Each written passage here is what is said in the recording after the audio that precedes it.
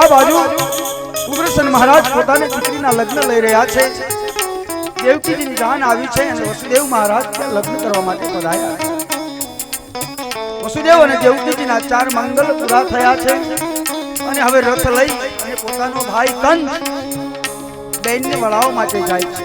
અને હજુ આપણા જૂના રિવાજો પણ છે કે જ્યારે બેનની જાન જતી હોય ત્યારે બેનને વળાવવા માટે પોતાનો ભાઈ સીમડા સુધી જાય છે. ઘણા સમાજોમાં નહીં હોય પણ અમુક સમાજોની અંદર આજે પણ આ રિવાજ જીવંત છે. અત્યારે તો નવો રિવાજ નીકળ્યો છે ને લગભગ માંડવેથી ઘરે જાન આવે ને એટલે પોતાનો ભાઈ ઘરમાંથી બેનને માંડવા સુધી મૂકવા આવે. હવે આ રિવાજ કેવી રીતે નીકળ્યો મને ખબર નથી. પોતાનો ભાઈ બેનને ઓરડામાંથી માંડવા સુધી મૂકવા આવે આ રિવાજ નહોતો સાહેબ.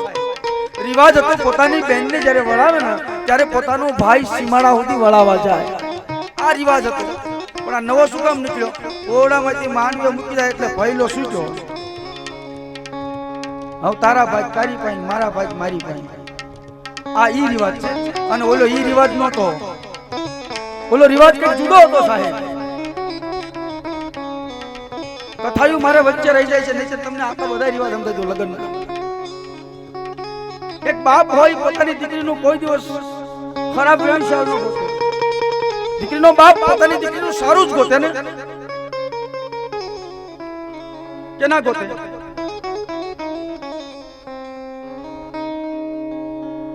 તમે દાખલો લઈ લો અમરેલીનું ખાંભા. એક આહિર પોતાનો બાપ દીકરીનું વ્યવસાય ગોતવા નીકળ્યો છે. બહુ ઊંચું કુળ ને ઊંચું ઘર જોઈને દીકરીનો સંબંધ કર્યો. પોતે આહિર છે. દીકરીનો સંબંધ કર્યા પછી દીકરીના લગ્ન થયા પછી અમુક વર્ષો ગયા ને દીકરીને અચાનક સમાચાર મળે છે કે બાપ દીકરી સાંભળ્યું કે શું કે પિયરિયામાં તારા મા બાપનું દેહાંત થયું છે. સાહેબ આ દુનિયાની કોઈ પણ દીકરી હશે એના મા બાપનું દેહાંત થાય ને તે દિવસે એને અચાનક સમાચાર મળે છે કે તારા મા બાપ ગુજરી ગયા છે. અને આપણે તો એટલા પથ્થર દિલવાળા છીએ કે અહીંયા જઈને કહી કે તારા બાપુનું રોજે બીજું કોઈ તારા બાપુ દેવ થઈ ગયા છે. આ દીકરીને સમાચાર મળ્યા પોતાના મા બાપનો ખરખરો કરીને દીકરી ઘરે આવતી રહી. પણ જે માપે ને જે માએ દીકરીનું સારું વ્યવસાય ગોત્યું હતું આજ એ દીકરીના ઘરમાં ખાવા અનાજના દાણા નથી સાહેબ. ઘરમાં ખાવા અનાજ નથી. અને દીકરી પોતાના પતિને કહે છે કે સાંભળ્યું કે શું કે ભલે પિયરમાં મારા મા બાપ ન હોય પણ મારો ભાઈ ને મારી ભાભી છે મને ના નહીં પાડે. હું 10 શેર બાજરો લઈ આવું. અને ત્યારે એનો પતિ કહે છે ત્યારે એનો પતિ એમ કહે છે કે જે પિયરમાં મા બાપની હાજરી ન હોય ને એ પિયરમાં દીકરીને માંગવા ન જવાય. પણ છતાં પોતાનો ભાઈ છે ને એને ભરોસો છે કે મારો ભાઈલો ના નહીં પાડે મને. અને પોતાની બહેન ખાંભાના પાદરમાં ઉતરે છે. ઊંચી ઝેરના મકાન છે ને એની ભોજાઈ હંજવારી કાઢતા કાઢતા નણંદને જોઈ ગઈ એટલે એના પતિને કીધું સાંભળ્યું કે શું કે તારી બહેન આવે છે અને ગરીબડી છે એની પાસે કઈ છે નહીં એટલે નક્કી કઈક ભીખ માંગવા આવતી છે. તારી બેન આ ઘરમાં આવી પેલા હંતી જા જો મારું ઘર આખું હોય તો. પોતાના ભૈલાને હંતાવા નીકળવું પોતાની બેનને આવવું. દૂરથી પોતાના ભૈલાને જોયો એટલે હાકલો કરે છે ભાઈ હે મારા વીર મારા ભાઈ ઉભો રહે. ભાઈ તો આજો આડા કાન કરી નીકળી ગયો. જે દીકરી ફળિયામાં 20 વર્ષ મોટી થઈ હતી આજે બાપની હાજરી નથી માની હાજરી નથી અને આ દીકરી ફળિયામાં પગ મૂકે છે સાહેબ પહેલી વખત. મા બાપ ગુજરી ગયા પછી દીકરીએ પગ મૂક્યો એટલે સામેથી અવાજ આવે છે શું કામ આવી શા માટે આવી છો? નહીં આવો નહીં બેહો પાણી નહીં. પોતાની ભોજા એમ કહે છે શું કામ આવી છે ને શા માટે આવી છે? પણ જેનો બાપ ખાનદાન હોય એની દીકરી ખાનદાન હોય સાહેબ. દીકરી 10 શેર બાજરાની વાત ભૂલી જાય કાંઈ નહીં ભાભી બારગામ ગઈ હતી મારા ભૈલાનું મોઢું નહોતું જોયું મને એમ થયું કે મારા ભૈલાનું મોઢું જોતી જાઉં એટલા માટે આવી છું.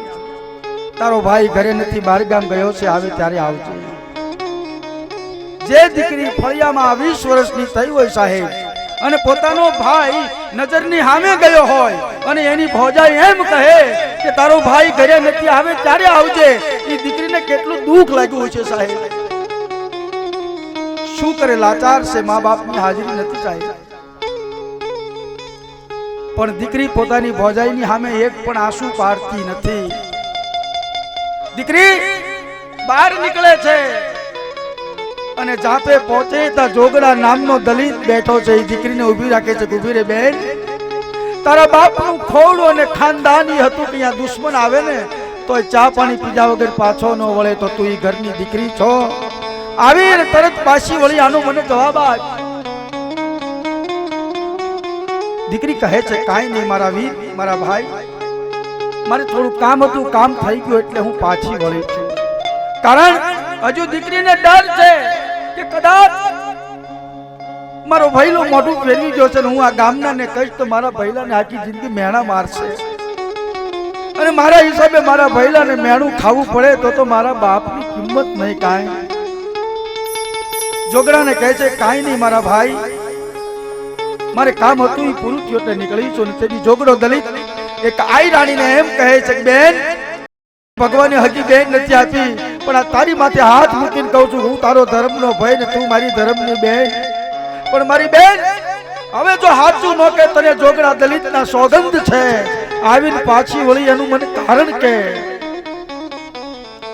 અને તેથી આઈ રાણી એટલું કહે છે કે મારા વીર, મારા ભાઈ, તારા ભાંજડાને ખાવા ઘરમાં અનાજ નથી, મારા દીકરાને ખાવા ઘરમાં અનાજ નથી, દસ બાજરા હાથું મારા ભઈલાના ઘરે આવી હતી, પણ આજે મારો ભાઈ અને મારી ભાભી મોઢું ફેરવી ગયા એટલે પાછી વળી છું. તેથી જોગડો દલિત એટલું કહે છે કે મારી બેન થોડી વાર ઊભી રહે. એ જોગડો દલિતવાસમાં જઈ અને એક ગાડું બાજરો ભરીને આવ્યો છે કે મારી બેન, જાતે તો દલિત છું, પણ તને આભડશેટ ન લાગે તો તારા કાપડામાં એક ગાડડી બાજરો આપું છું. જો તો વિચાર કરો, એક ગાડું બાજરો આપીને જોગડો દલિત પોતાના દીકરાને બોલાવે છે કે બેટા, આજ ઘણા વર્ષે મને ભગવાને એક બેન આપી છે, નાતે તારે ફૂઈ થાય તો મારી બેનને એના ઘર સુધી ગાડું જોડીને મૂક્યા. જોગડા દલિતનો 18 વર્ષનો દીકરો ગાડામાંથી બેસી જાય, ગાડું હાલ્યું જાય, ઝાંકી ઝાંકી બોન દેખાય ત્યાં સુધી જોગડો ઉભો છે ને બેનને દેખાવાનું બંધ થયું એટલે જોગડો દલિતવાસમાં આવે છે અને પોતાની પથારની જેરે બેઠો બેઠો રડે છે. જોગડો દલિત રડે છે અને એ વખતે જોગડાની પત્ની જોગડાને એટલું કહે છે કે સ્વામીનાથ, હા આ જીભથી એક વખત બેન શબ્દ નીકળી ગયો અને એક ગાડડી બાજરો આપી તારે રોવું તું તો એક ગાડડી બાજરો મારી બેનને આપવો નહોતો. તેથી જોગડો દલિત એટલું કહે છે ગાડી, મેં મારી બેનને એક ગાડડી બાજરો આપ્યો એટલે નથી રોતો, તો મારું રોવાનું કારણ તો એ છે કે તે જેને 9 મહિના પેટમાં રાખીને તારું ધાવણ ધવરાવીને મોટો કર્યો ને, એ તારો ને મારો દીકરો મારી બેનને મૂકવા ગયો છે, અને એમાં જોગડાનું લોહી હોય અને તારું ધાવણ ધાવીને મોટો થયો હોય, મારી બેનને ગાડું બળદ દેતો આવે તો માનું કે જોગડાનો દીકરો છે. પણ કદાચ ગાડું અને બળદ જો પાછું લઈને આવે ને તેથી મારે આ દુનિયામાં ઝેર પીને મરી જવું પડે. ધિક્કાર છે મારા લોહીને કે મારો દીકરો ગાડું ને બળદ પાછો લઈને આવે તો મારે મરી જવું પડે સાહેબ, એટલા માટે રડું છું. અને તેથી દલિતવાસમાં એ જોગડાની પત્ની ભગવાનને પ્રાર્થના કરે છે કે હે પ્રભુ, હે આધારના આધાર, હે દુખિયાના બેલી, મારા દીકરાને એવી સદબુદ્ધિ આપજે કે મારી નણંદને ગાડું બળદ બેય દેતો આવે. કદાચ એ ગાડું ને બળદ જો લઈને ઘરે આવશે ને તો મારે જ્યારે પણ મરી જવું પડશે, મારી કુખને કલંક લાગશે કે હે પ્રભુ, મારા દીકરાને એવી સદબુદ્ધિ આપજે કે મારી નણંદને બળદને ગાડું દેતો આવે. પોતાના ફૂઈને મૂકવા જો એના ફુવાને બોલાયા. ફુવા કે હા, કે હું તો 18 વર્ષનો થયો પછી મને ખબર પડી કે મારે એક ફૂઈ છે, પણ મારો બાપ એટલો ભિખારી નીકળ્યો કે મારી ફૂઈને નકરા દાણા આપ્યા. ફુવા મારે મોડું થાય છે, મને ઢાંઢાની રાહ છોડી દો. ગળત બળદ અને ગાડું દે મારા ફૂઈને કાપડામાં હું આપું છું, મને ગાડું છોડી દો, મારે ઘરે જ આવવું છે સાહેબ. એટલે કીધું છે જનની જન તો ભગત બન જય કા દાતા નરકાસુર, નહીતર માતું વાંદની રહેજે પણ મત ગુમાવીશ તારું નું. આવા દીકરા જ્યારે માના કુખે જન્મ હોય સાહેબ, એની વાતો અલગ હોય છે. દીકરા તો આપણે એવાય જન્મ છે, વાંજે દારૂ પીને ઘીરે આવે અને માને રડવું પડે છે. પણ કથા બહુ મોટી છે, નથી આવડતી એવું નથી, આવડે છે. પણ સમય કૃષ્ણ લીલાનો છે, ભગવાન કૃષ્ણ જન્મ ઉત્સવનો છે. કારણ કે 5 ને 13 થઈ ગઈ, તો આ બાજુ બેનને વળાવવા માટે કંસ જાય છે. અને એ વખતે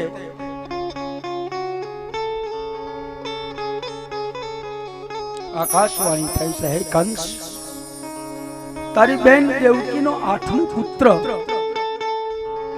એ તારો કાળ બનશે. શું કીધું છે? તારી બેન દેવકીનો 8મો પુત્ર એ તારો કાળ બનશે. આ બાજુ કંસ પોતાની બહેનને મારવા તૈયાર થયો. શું કામ? આને જીવતી રહેવા દઉં તો આનું 8મું સંતાન થાય, આને જ મારી નાખું. અને એ વખતે વસુદેવ મહારાજ પૂર્ણ જ્ઞાની પુરુષ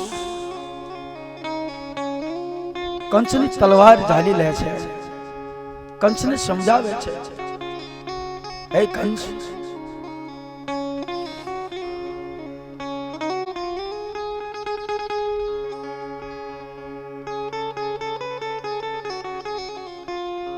આખીરમાં કંસનો નિર્ણય આવે છે, વસુદેવ અને દેવકીને કારાગૃહમાં પૂરવામાં આવે છે.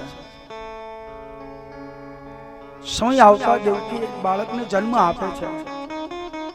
એક બાળકને જન્મ આપ્યો છે ને તો કંસ મારતો નથી. શું કામ? કે એના 8મું સંતાન મારું મૃત્યુનું કારણ છે ને. પણ નારદજી ત્યાં પધારે છે અને નારદજી એમ કહે છે, કંસ, તારી બેનના બાળકને શા માટે તે ન માર્યું? કેમ?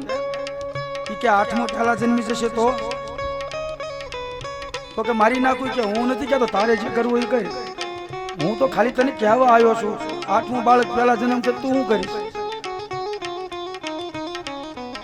આ દુનિયામાં આવા પાત્ર ઘણા પહેરીને ફરે છે. કોકના ઘરમાં હળગાઈ નાખવાનું, પોતાનું સુરક્ષિત રાખવાનું અને બીજાનું જ હળગાવવાનું. કંસ દેવકીજીના આવી રીતે 6 પુત્રને મારે છે. વારાફરતી દેવકીજી જેટલા બાળકને જન્મ આપે છે એ બધાને મારે છે.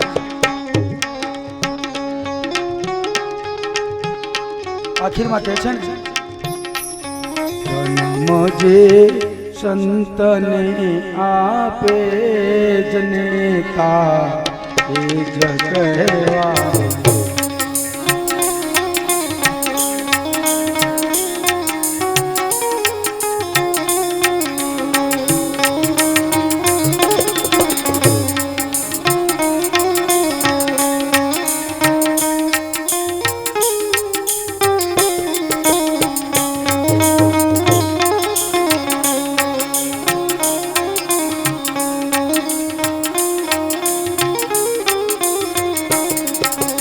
આ બાજુ જે મીરાબાઈએ ભગવાનને પોકાર કર્યો છે કે આવો હરિ આવો, ભક્તોની માટે ભીડ પડી છે.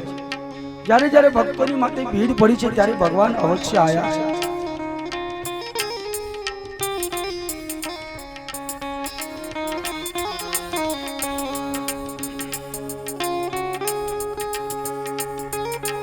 જેમ જેમ બાળકો જન્મે છે એમ વસુદેવ મહારાજ બધા બાળકો કંસને સોંપી દે છે.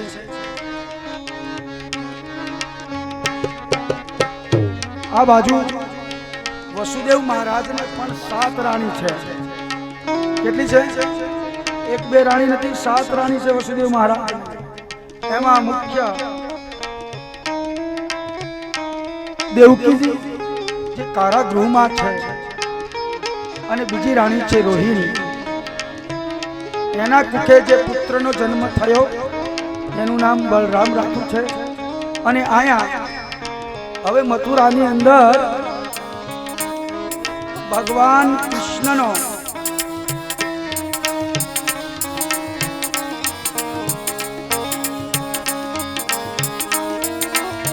જન્મ થવાની થોડી ક્ષણોમાં દેવકીજીના ગર્ભની અંદર સુંદર પ્રકાશ થઈ રહ્યો છે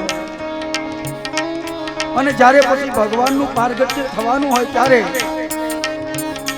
આ બાજુ દુદુંબી વાગવા લાગ્યા છે, દેવતાઓ ફૂલ વરસાવવા લાગ્યા છે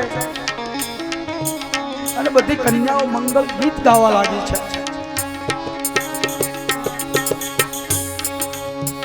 શ્રાવણ માસ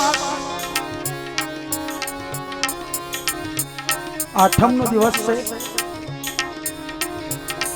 ભગવાન રામ દિવસના 12 વાગે પધાર્યા છે અને ભગવાન કૃષ્ણ રાત્રિના 12 વાગે પધાર્યા છે. શા માટે?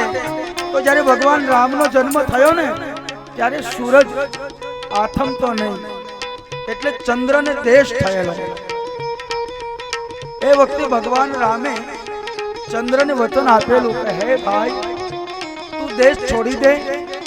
આ વખતે મેં સૂરજને આનંદ કરાયો છે. જ્યારે આ પૃથ્વીની માથે હું બીજી વાર જન્મ લઈને આવીશ ત્યારે અવશ્ય તને પણ એટલો જ આનંદ કરાવીશ. એટલે અહીંયા ભગવાન રાત્રિના 12 વાગે પધારે છે.